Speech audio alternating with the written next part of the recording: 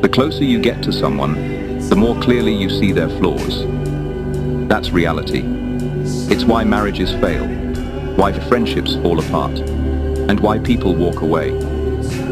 You might think you love someone until you see how they act when they're broke, stressed, or desperate.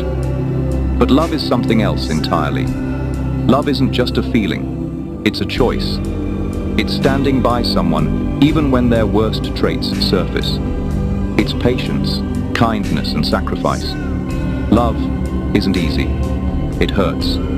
It tests you. But real love means seeing the darkness in someone and choosing not to run. When you love someone, you learn things you never imagined. Love opens your eyes to truths you wouldn't dare face otherwise. It's through love that even life's darkest moments reveal threads of hope and resilience.